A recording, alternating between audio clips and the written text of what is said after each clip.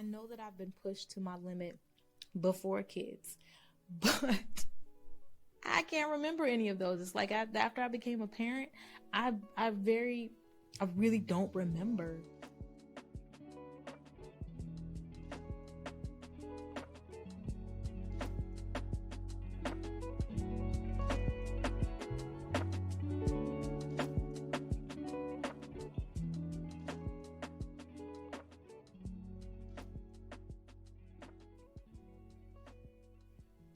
Breathing.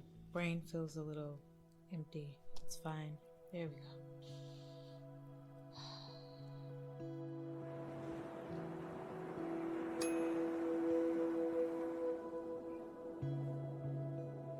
Let's get into this weekly rewind. All right, so what happened this week? Let's start with Monday. So on Monday, we took our daughters to the pumpkin patch, the farm. So I always like to go every year. Like for me, it's like my own little mini tradition. I love to go to the farm. I love to go to the pumpkin patch. I just love fall. It's like, it's my season. Born in the winter, it's fine. It's my season. I love the fall. It just reminds me of when I was a kid. Let's go. Over here.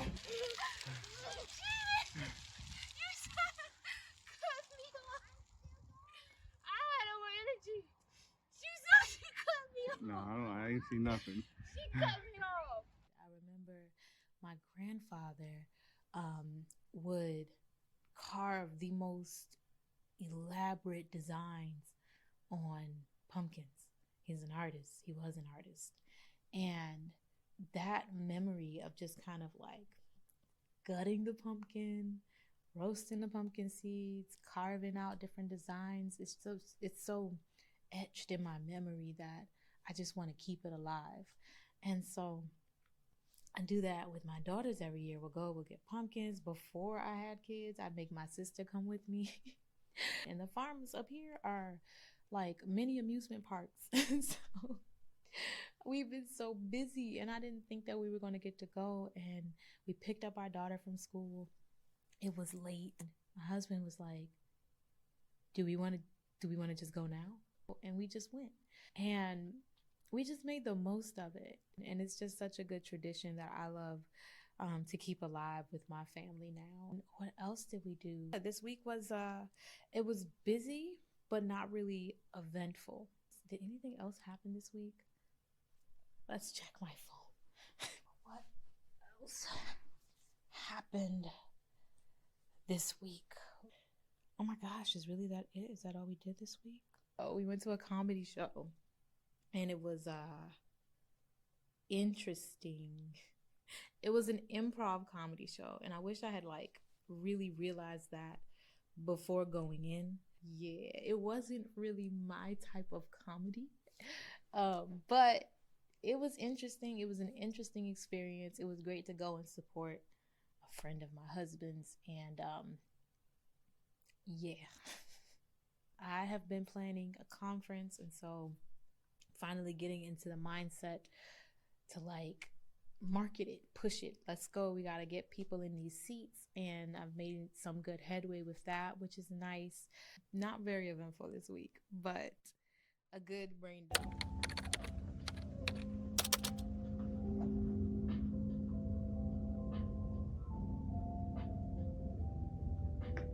I just had week 3 of the Mindful Journal Club, and it was good. It was good. The questions that we went through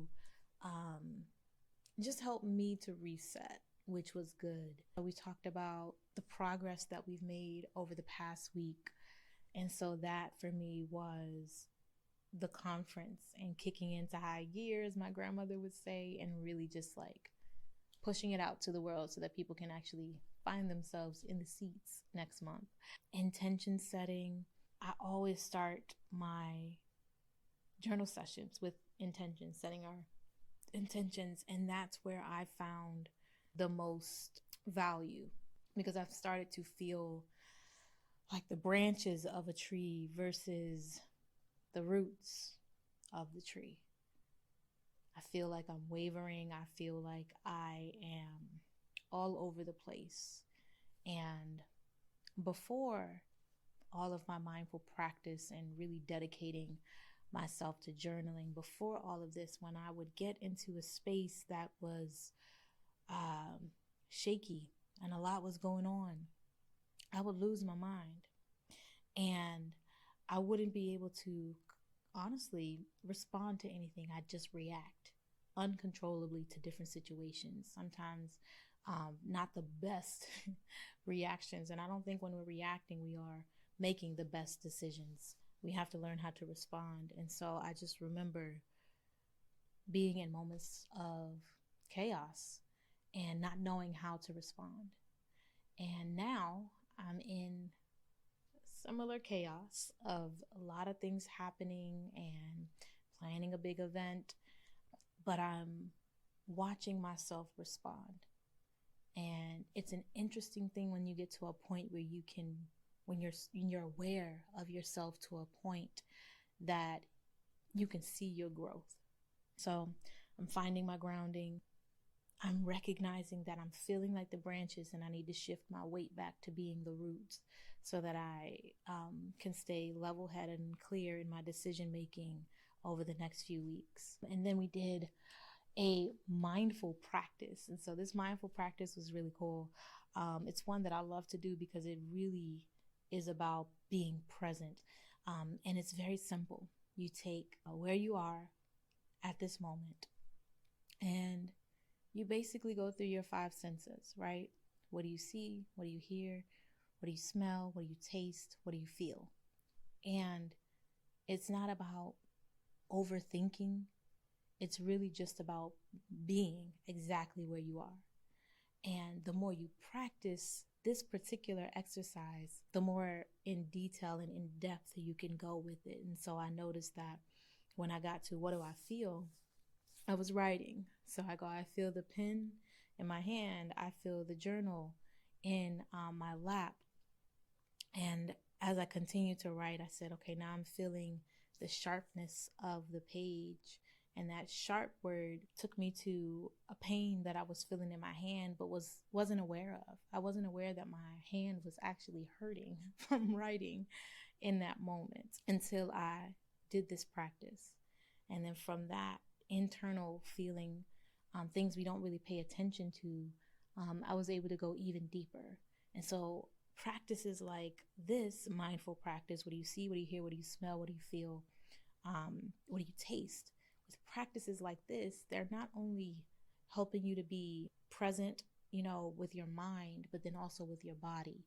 You can start to pay attention to your body and see, oh, there's a pain there. I need to acknowledge that and figure out what's going on there so that I can take care of it. It goes beyond just your mental health, because it's really your whole health, your mind, your body, your spirit, your emotions, all of that play into who you are as a being.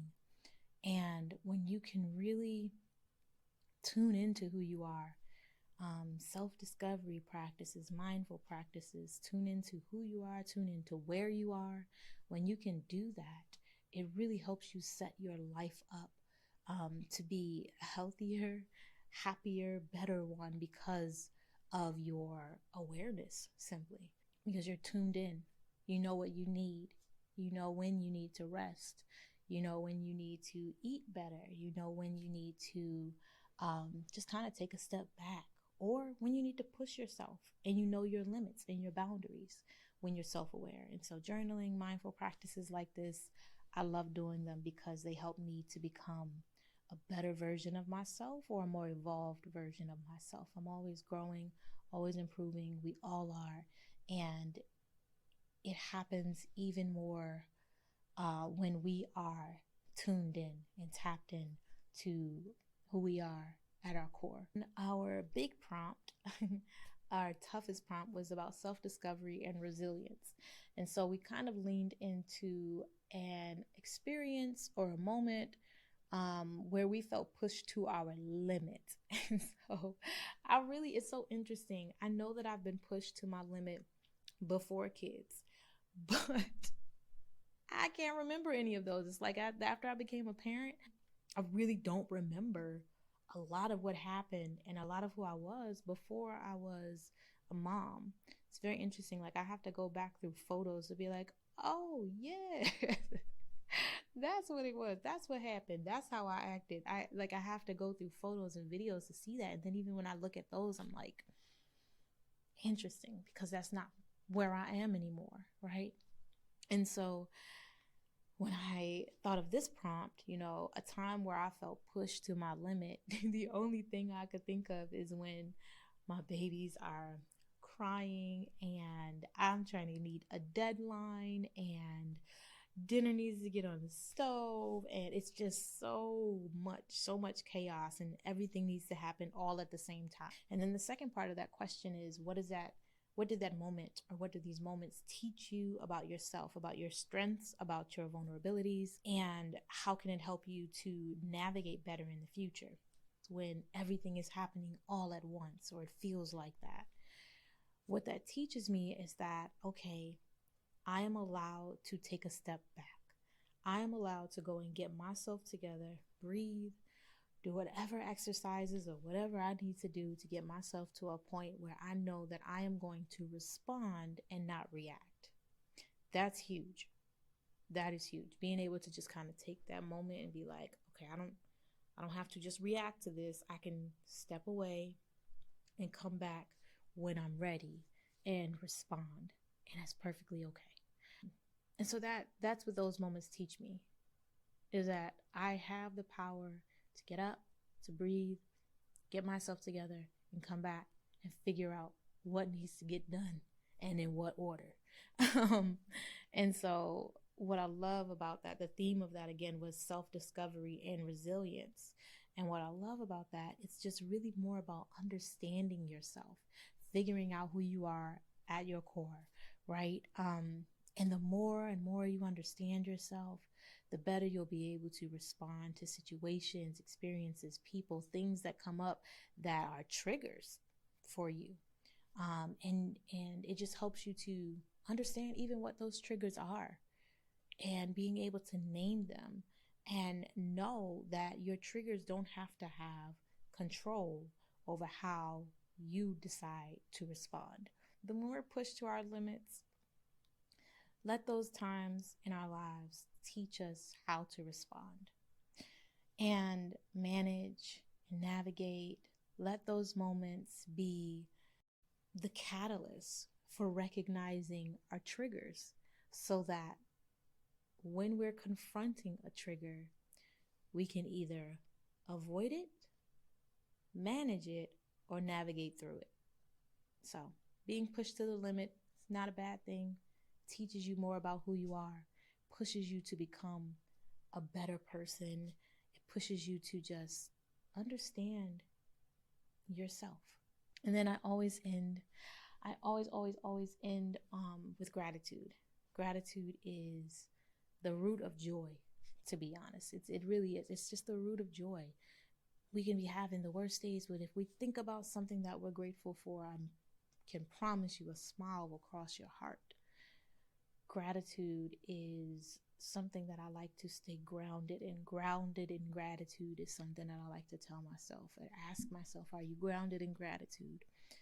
And the question was a little bit different today, but it was, think about an experience or an object, an everyday experience or an object that often goes unnoticed, but it's something that when you do think about it, it always brings you joy or comfort. And so my response to that was my daughter's sleeping. Before they were toddler and school age, it was very calm. There was no rushing in the morning to get to school. We didn't have to be anywhere. It was just very calm, and those were like the best years when it wasn't so crazy and chaotic. But watching them sleep in the morning is something that I used to do. And I don't do that as often because it's, oh, gotta get up, gotta go to school, gotta get ready for a meeting, XYZ, whatever else has to happen, right? And when I do have the moments in the morning to slow down, those are the ones that I wish didn't go unnoticed as often.